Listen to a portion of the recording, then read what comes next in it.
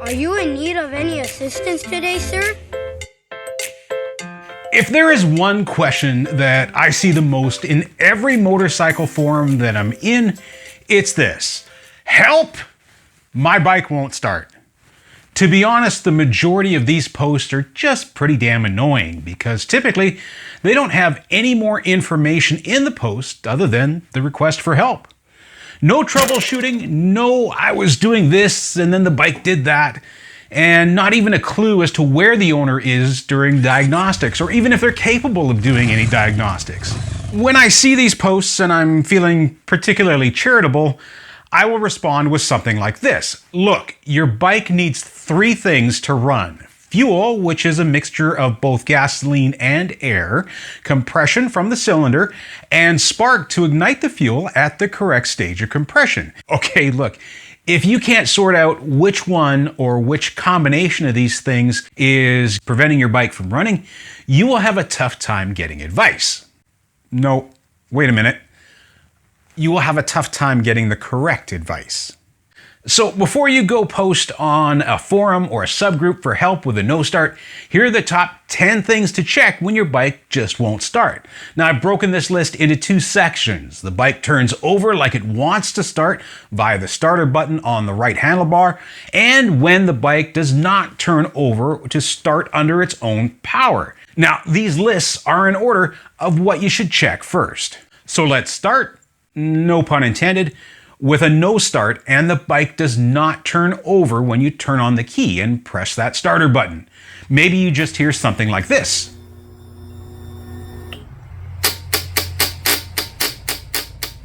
Or maybe you have no life in the bike, no lights, noises at all when you turn on that ignition. Number 1, the battery. Over half of all the no-start issues out there can be traced back to the battery. Motorcycle batteries are small. They have very thin lead plates in them. This means they can get easily shorted out from sulfation and will not hold a proper charge if they are over-discharged because they're limited with the amount of chemical energy that's stored within them. Now here is yet another bike that was given to me because the previous owner gave up trying to fix it. He took it to the local dealership and they installed a new ignition switch for him, but that didn't fix the problem. And he wound up spending hundreds and hundreds of dollars trying to trace down where this problem is. So it's a 2017 Kawasaki Versys KLE 300, and it's been sitting in his garage for over 3 years because it just wouldn't run. The battery is absolutely dead and there's no way to revive it. But why? Let's clarify something first. Any lead acid or lithium battery that you can buy for your motorcycle is not storing electricity generated from your bike or from the battery charger that you might attach to it. Wait, did you catch that? A battery is not storing the electricity that comes out of your wall or from your bike's electrical system.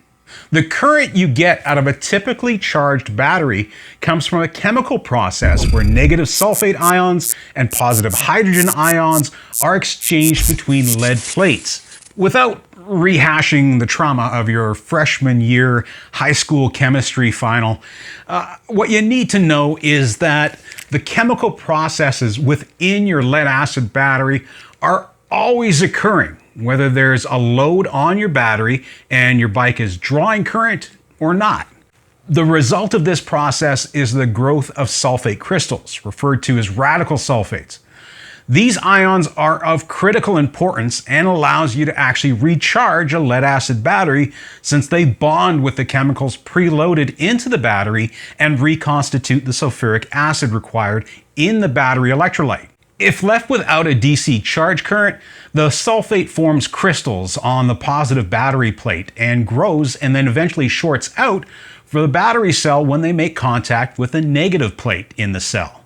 That's why, in order to get the most out of your motorcycle battery, it should be discharged and recharged at least once every 30 days while it's in storage. Or better yet, maintained continually with a simple and effective battery maintenance charger. This Moto Power Junior charger is one of the best I've owned since it maintains the battery with a constant float charge and uses pulsed current when finished charging the battery to help break up those sulfate crystals. There's a link down in the description if you want to check one of these out for yourself. Now, sulfate buildup is an issue for all lead acid batteries, whether they be irregular flooded, AGM, which stands for absorbed glass mat like this one, or a gel battery that is also sealed and valve regulated like an AGM, but uses a gelatinous electrolyte instead of fiberglass. The only battery that you can put in your bike that doesn't sulfate is a lithium battery. Now, lithium batteries are available in a variety of chemical combinations: nickel, manganese, cobalt, iron phosphate, cobalt, aluminum oxide, just to name a few. Most motorcycle batteries will be made from lithium iron phosphate. These chemicals are bonded to plastic that's rolled into cylinders with a very thin separator between them. Look, I'm going to tell you that a lithium battery is a great choice if you find you don't ride your bike that often, and from time to time when you go out to start it, the battery seems weak. Now, lithium batteries still need to be maintained while they're being stored, but you should not use one of those pulse type chargers that I just showed you in the Moto Power Junior. The good news is that this battery, after months of storage, will not look like this. To test your motorcycle battery, you need a multimeter, and this will tell you what the open circuit voltage is at the battery. Anything under 12.5 volts is suspect. Your battery should be close to 13 volts DC, since each one of its 6 cells produce 2.2 volts when fully charged. It's best to check the open circuit voltage when it's not connected to the motorcycle, since your bike will be drawing some current for the display memory even though the key is off. And you should check the voltage only after a full 6 to 8 hour session on your battery charger. If the voltage doesn't improve to 13 volts, replace the battery. Simple as that. 2 more notes for you. If there is a short in an individual battery cell, the voltage may look okay until you apply a load, like when you go to start the bike. When the load is applied, the voltage will fluctuate and you'll get this noise.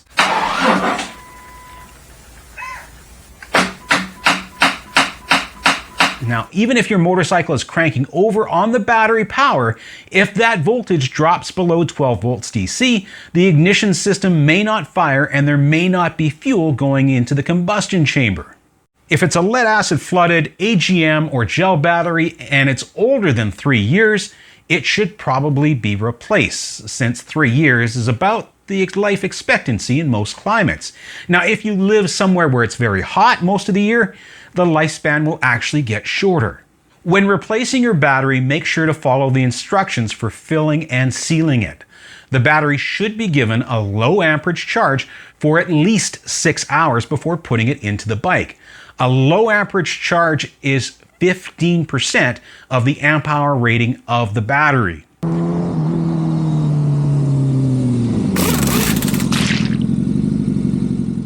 Speaking of which, if you use one of these to charge and maintain your battery or plug in any accessories on your bike, make sure the connection is on top of the battery cable when securing it and not underneath. There should be nothing between the positive and negative power cables of your motorcycle and the battery terminals. Anything else that you need to connect to power or wire up should be on top of your motorcycle's battery cables. Finally, when installing a new battery, you connect the positive lead to the battery positive terminal first. Then install the ground connection. You do this to prevent the battery from accidentally grounding out when using a tool like a screwdriver or a wrench on those battery terminals. A bit of non-conductive grease on the terminals will also be a great idea to keep corrosion off the terminals and out of your battery cables. So the battery checks out, and we have solid voltage from our battery or our new battery, and still there's no power going to the starter. Number 2, well, the next obvious consideration is the main circuit fuse on the motorcycle. The fuse is 30 or 20 amps and is located close to the battery on the positive feed of the bike. Because of its large size, it's typically on its own and not in a fuse box, but alongside that fuse box or attached to the starter relay. If you accidentally installed your new battery backwards, I mean by reversing the polarity when you hooked up that battery, you will have a blown main fuse. Now, it can also blow in the event of a major short, like grounding out the battery, like I just mentioned earlier. A bad battery cable or just age and fatigue can also cause the fuse to fail. Now, if it's not already been used, your bike should have an extra 20 or 30 amp fuse in a holder or in the main fuse box as a spare. If not, it is a good idea to get one and keep it in your bike as that spare. Number 3, the kickstand switch. There's a switch connected on the motorcycle's side stand that is designed to shut off the bike if you accidentally put the bike in gear while the kickstand is down.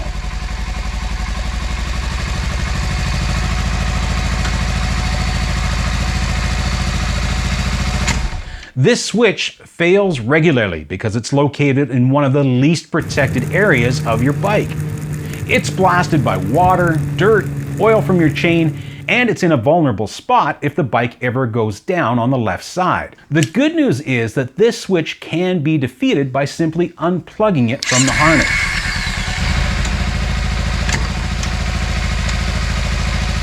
Number 4 on my list is the clutch interlock switch. This switch is made from plastic and can regularly break or just become disconnected.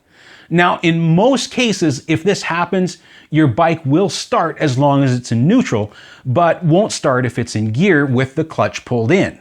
There are some motorcycles out there that require you to always pull in the clutch. The Suzuki SV650 comes to mind. So if your bike isn't turning over, the clutch interlock switch is another likely suspect that's easy to check. Number 5 on my list, but certainly number 1 in my heart, is the right handlebar multi-switch. The right handlebar has an engine kill switch and starter switch, and sometimes these are even one and the same. Now, these switches can break internally, but most often they can't carry sufficient current to start the bike because the terminals are dirty. No, that's not what I mean. The switch mechanisms have open backsides that are exposed, and the inside of the handlebar housing can get wet and dirty.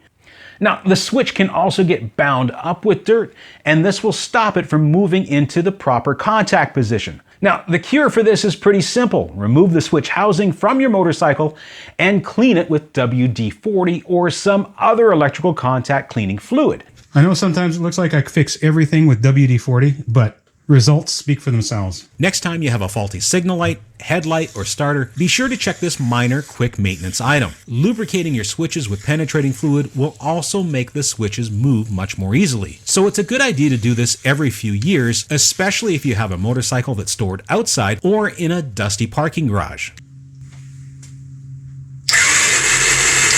Now, there were a few more things that we could have talked about on the ignition circuit, but I'm going to discuss them in the next section. So, what if your bike is turning over with the starter button, but still not starting? The number 1 thing to check here is fuel. Fuel, especially old fuel, is the most likely reason your bike turns over but doesn't start. And fuel doesn't even have to be that old to cause you problems. A few months can do it. Or if the wrong type of fuel was added to your motorcycle. Bad fuel doesn't burn in the combustion chamber. It gums up fuel injectors, carburetor floats and jets, fouls plugs, and can lead to rust in the tank and your fuel system. Now, never store your motorcycle with a fuel that contains ethanol. Ethanol fuels are meant to be burnt within a few weeks of them being produced. And ethanol is a hydrophilic compound, which means it naturally attracts water. Interestingly, if you combine equal parts of water and ethanol, you get a mixture that is 94% of its original volume. This means that the ethanol has helped displace 6% of the gasoline's original volume. So you'll actually have more water than you will have gas. What? Anytime water is introduced into your fuel, it makes it difficult to start your bike. The solution, though, is to drain your fuel system, clean your spark plugs, and only use high-octane ethanol-free fuel. Using an ethanol-blended fuel on a road trip when there's no other alternative is okay, but I'm telling you, do not store your bike with ethanol-blended fuels. The only thing ethanol is good for, in my opinion, is this.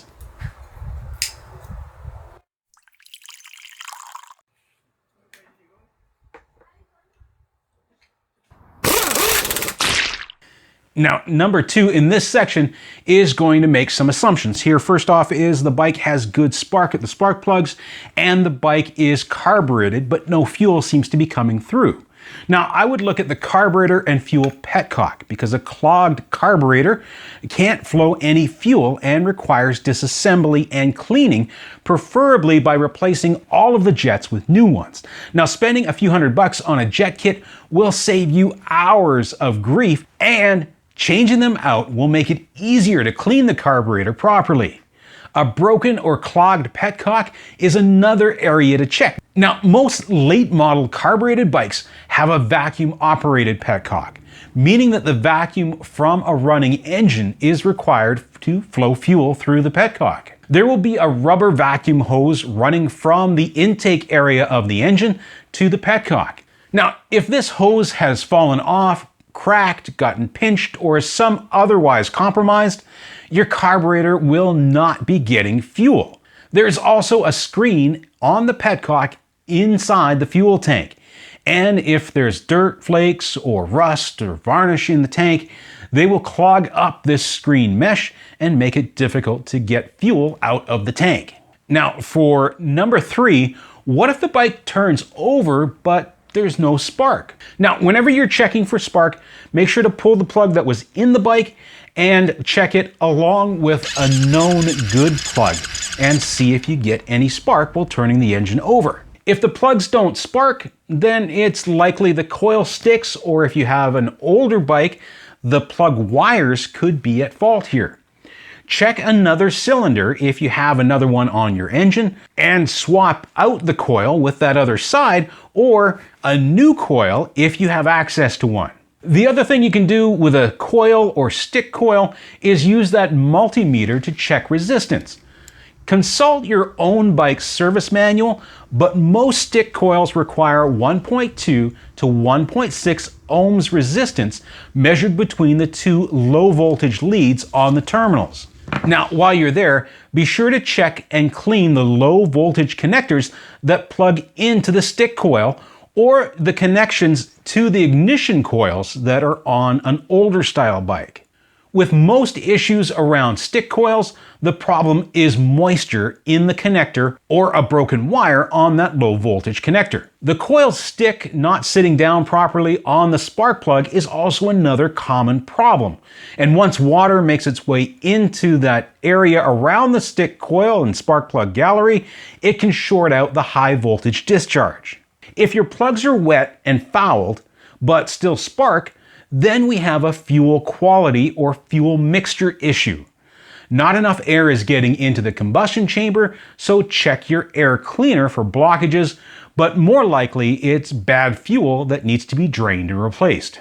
Now, if the spark plugs check out with good spark and they look dry, then we know we have a fuel delivery problem, which is the issue that I found on my Versys 300 here. So number 4 on my no start list is a bike that has good spark, no fuel, and is fuel injected. The thing that I would check next is the fuel pump and the fuel filter that's attached to it. Now, what this entails is removing that fuel pump, probably located within the fuel tank. Let's not get ahead of ourselves. Before we go there, if there's good fuel pressure at the fuel rail where the injectors are, and you might test this simply by unplugging the fuel line from the fuel tank, if there's lots of pressure and fuel sprays out, then you know it's probably not the fuel pump that's an issue. Also, when you turn on the ignition and can hear the fuel pump run, you know that it's working. But if your fuel line is dry, the pump is likely the issue. Try to siphon out as much fuel from your tank as you can before removing the pump, and have a new filter and rubber seal at the ready for reassembly. Now, you may just need to replace the fuel filter and not the whole pump, but removing the pump will allow you to easily test and look for anything that's broken. Now, number 5 on this section is a little bit of a lengthy one. It would be the entire fuel circuit as a whole, and that includes everything from that old battery. Now remember, if your battery is lower than 12 volts, even if your bike is cranking over, it's unlikely that the engine computer is going to spark any ignition or flow any fuel. Next is the ignition kill switch and key switch, engine control module, and fuel injectors. Now, sometimes the low voltage connectors attached to those fuel injectors can get damaged or full of water or dirt, and your injectors just aren't getting the message to open and let fuel into the engine. I thought that was the issue on my Kawasaki here. Now, that wasn't until I went looking for this guy, which often hangs out at the front of the bike somewhere around the headlight on all fuel injected bikes. This little hunk of plastic is the tip over sensor, or sometimes it's referred to as the bike down sensor. Now, your bike doesn't actually have to fall over on its side for this to give you a problem either. This sensor is designed to stop the flow of fuel to the engine in the event the bike goes horizontal or sustains a heavy impact. Now, a few years ago, I was working on a Yamaha FJR rebuilding the front forks when I accidentally pulled the bike off the center stand with the forks removed. The bike crashed down onto the lift but remained upright. But that sudden jolt was enough to set off the tip-over sensor. Now, I should mention that the plug and wires that go into the sensor could also get broken, but because of their relatively well-protected location, I've not seen a harness failure or a plug failure in one of these sensors unless the bike's been involved in an accident. So the issue in this Kawasaki Versys was the tip-over sensor, and it's preventing fuel from flowing into the cylinder past those fuel injectors, but I really can't tell you why. The system is designed so that when you cycle the key on and off, the tip-over sensor is supposed to reset itself, as long as the bike's in a vertical position. Now, that wasn't working in my case, so on a hunch, I removed the sensor from the bike and gave it a good shake. Can you hear it? Plugged it back into the bike, hanging it in the proper position, and that's what it took to get the bike to run. Now, I am going to replace this little guy with a new one because I don't know why it failed in the first place or why it wouldn't reset itself when I cycled the key.